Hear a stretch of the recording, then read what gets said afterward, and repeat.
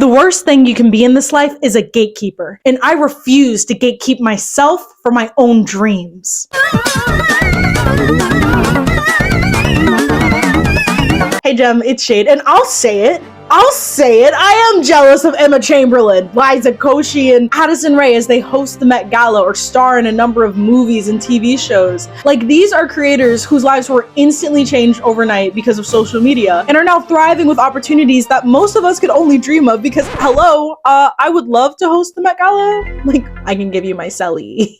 But let me stop you right there. 3 years ago, I made a pact with myself that I wasn't allowed to be jealous of these creators. No, trend makers if I didn't put some skin in the game and start my own YouTube channel. Fast forward to now. Confession, I still don't have millions of supporters, but YouTube has still changed my life in so many drastic ways, and I'm going to tell you how, and how it can change your life as well. And I'll even throw in some YouTube starter pack advice if I happen to convince you. You're welcome. Or, you know, if you already have a YouTube channel, no thanks to me, that's fine. I'm sure it could help.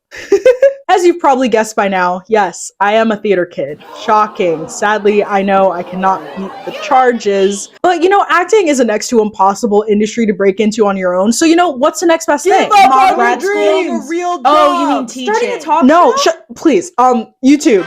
Yay! YouTube as a creative outlet to feed that little beast inside. Duh, you don't have to be a performer to need to express your creativity. Honestly, I feel like YouTube is like anime where you can literally find a channel about anything. And I do mean anything.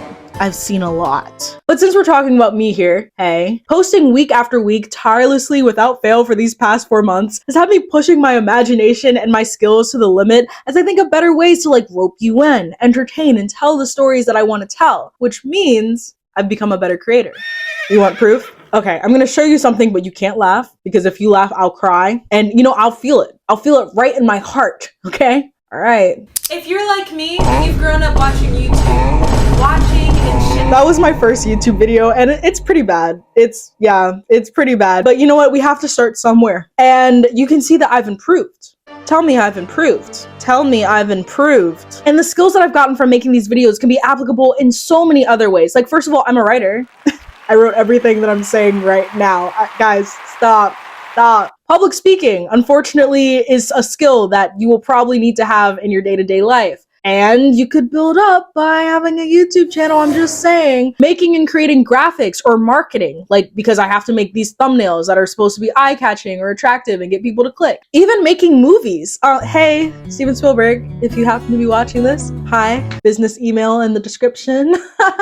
Having this channel has given me so much more confidence and discipline as I pursue my dreams, maybe a little bit obsessively. We don't have to talk about it. Hey, you're not my therapist, thank you.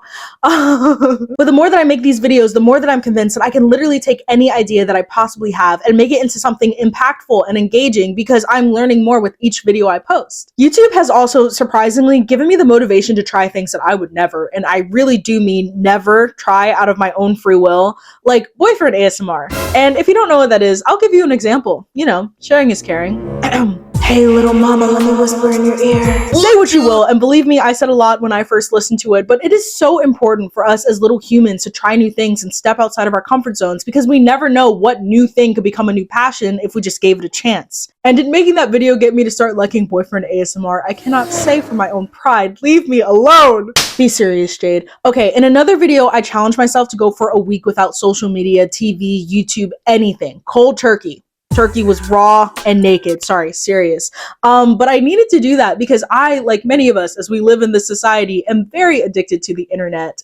And making that video made me learn a lot about myself and create more discipline as I figure out ways to, you know, fill my time that's not just picking up my phone and scrolling on it forever and ever. Amen. This is gonna be a little silly and honestly a little bit embarrassing for me, but having a YouTube channel even helped me clean my room. All right, I don't want to hear it. The irony is that it's for a video that I never even posted. Like, it was for like a prepping for 2024 type of thing.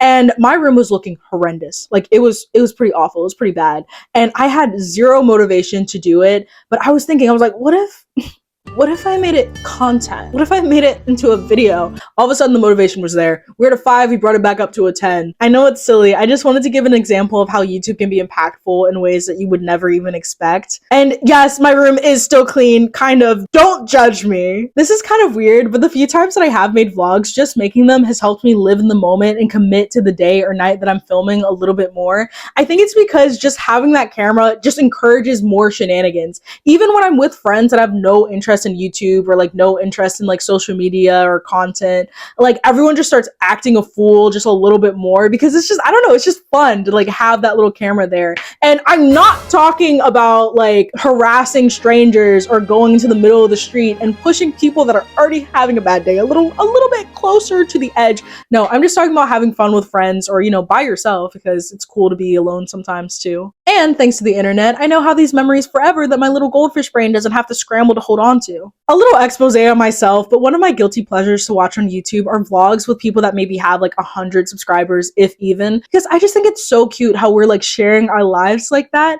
Like it's like when you're walking down the street and you see those windows that are lit up and you're like, oh my God, those are real people in there. Like, what are they going through? What's their life story? And it's like with YouTube, you don't have to imagine it all. I just think it's really cute how we're like sharing our lives like that with other people. I've even used YouTube as a coping mechanism because it is way cheaper than therapy, even though you should still go to therapy, please, to process all of the insaneness that is being alive.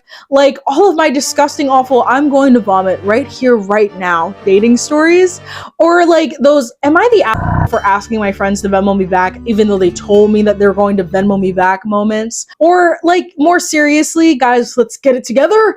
Just sharing my story about depression and my battle with mental illness because I think it might help other people.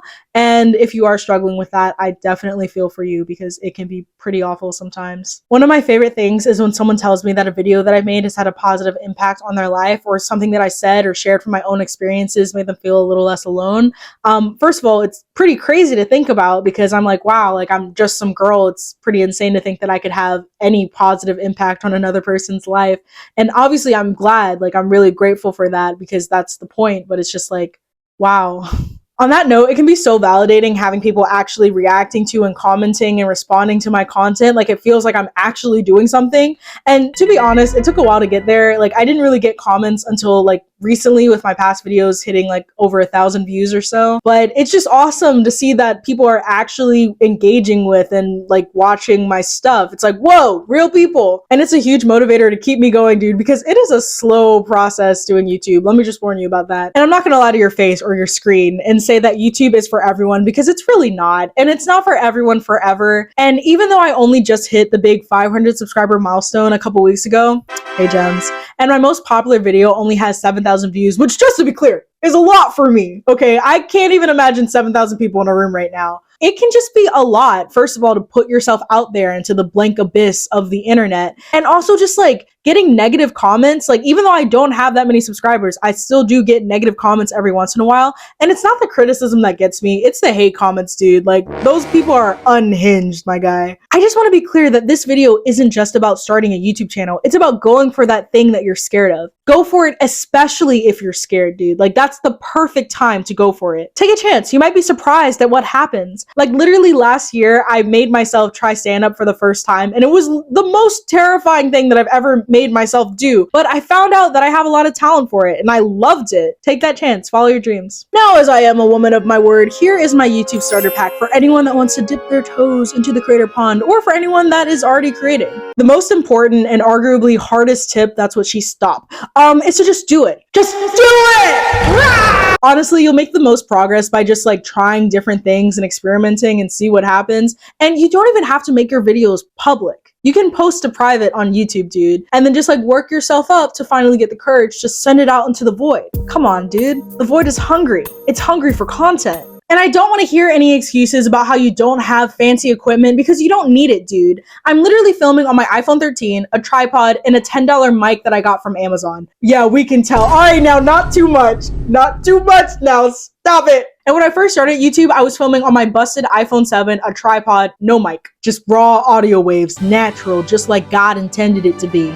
And it was only a few months ago where I stopped using iMovie to edit my videos and upgraded to CapCut, which is also free. And I use Canva to edit my thumbnails, which again, free. Like if you have a phone or a computer, you have a YouTube channel, or at least you can. There's no excuse. Also, your age, it doesn't matter. People of all ages would love to see someone that they can relate to. Like literally the other day, I watched a YouTube video that was called 37-year-old female starts a YouTube, and it immediately started getting views because it was interesting and it resonated with people. Next tip is to really get knees deep into the nasty, murky waters of this platform. Like literally study other people's titles and thumbnails and try and guess, hypothesize what it was about them that captured your attention, and model yours after theirs if and when you see fit. Even the biggest creators on the platform do this, dude. Like I was shocked to find out that Mr. Beast modeled the title and thumbnail of his train versus giant pit video after another video of the same topic that was made a couple years before. Especially as a small creator, obviously the goal is to get snatched up by the algorithm, so it could be good to occasionally, not every time because that's a lot, model your title or thumbnail after another video that you see is being successful. Even if it's just the vibe, like honestly that would be better. Just trying to recapture the vibe or mood that that title or thumbnail is giving off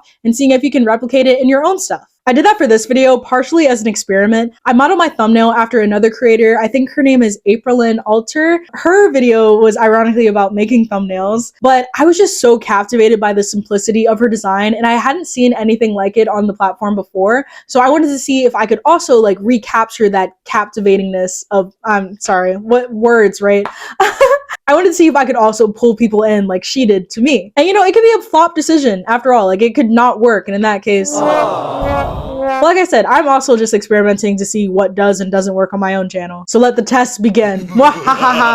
Also study your favorite creators. What is it about them that you like so much? What is it that makes them so engaging and interesting? And what can you take from that you can bring with your own personality and your own talents? Just don't let your fear of what other people think keep you from going after that thing that you want, especially if it's to start a YouTube channel, because the gag is no one's gonna know you have a channel unless you tell them. Unless, you know, all the known forces of the universe suddenly combine to make you go insanely viral overnight, which is not entirely impossible. But this isn't TikTok where you randomly get recommended the account of your high school bully. It's really hard and really slow to grow on YouTube, which means you can learn and experiment in peace. In fact, if you want to do YouTube but you haven't already, don't tell anyone. Just do it. I don't want to hear what you want to do. I want to see it, okay? Make it happen, or at least try to. If people you know have a problem with you making YouTube videos, just know that they're stupid as first of all, and they don't have the courage to do what you're doing, dude, because it's really scary. I can't lie to you about that. And you'll be surprised to realize how many people are actually really supportive of this and who would actually think that it's really cool. Like all the people in real life that find out that I have a YouTube channel, sadly and unfortunately, oh my God, are pretty supportive of it. And they're like, oh my God, like this is so cool, except for that one time, but we don't talk about that time. I really hope that if you've been wanting to start a YouTube channel or really to do anything that you've been a little too scared to act on, this video gives you a little push in the right direction. Okay, bye.